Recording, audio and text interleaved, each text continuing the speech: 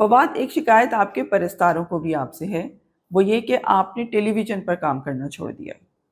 चलिए मैं आपको ये भी कह देता हूँ कि ये वक्त ही बताएगा कि अगर हमारी टेलीविज़न पे वापसी होगी कि नहीं होगी। लेकिन मुझे लगता है कि चूंकि मैं इतना बड़ा मल्टीटास्कर नहीं हूँ, तो मैं फिर काम जो है थोड़ा-सा इसलिए थोड़ा-सा चूज़ी तो नहीं मैं कहूँगा, लेकिन ये देख के आया कि मैं इसको जस्टिस कर पाऊँगा कि नहीं कर पाऊँगा।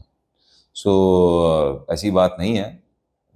टेलीविज़न ने ही मुझे मेरी मकबूलियत दी, मुझे वो पहचान दी, जिसकी वजह से मैं जहाँ हूँ आज हूँ। तो देखते हैं। फवाद, एक आम शिकायत है कि आप पाकिस्तानी प्रोजेक्ट से ज़्यादा इंटरनेशनल प्रोजेक्ट्स में काम करने को तरजीह देते हैं। नहीं, ये बात बिल्कुल गलत है। आई थिंक उनको शिकायत जो टेलीविज़न के पॉइंट ऑफ व्यू से है, वरना फ़िल्में भी मैंने पाकिस्तान में अभी इन रीसेंट टाइम्स 2 की हैं, ठीक है? और चीज़ों पे और फ़िल्मों पे भी बातचीत चल रही है, काम चल रहा है।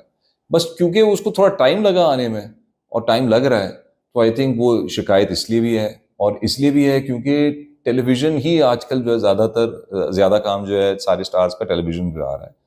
तो बस मैंने नहीं किया, अदरवाइज ऑनलाइन सीरीज भी मेरी सारी की सारी पाकिस्तानी टीम्स के साथ ही हैं। हाँ, उसमें इन्वॉल्वमेंट जो है कुछ इंटरनेशनल बॉडीज की भी होती है, बट टीम्स तो सारी पाकिस्तानी है और मटेरियल भी सारे के सारे यहीं पे शूट हुआ हुआ है।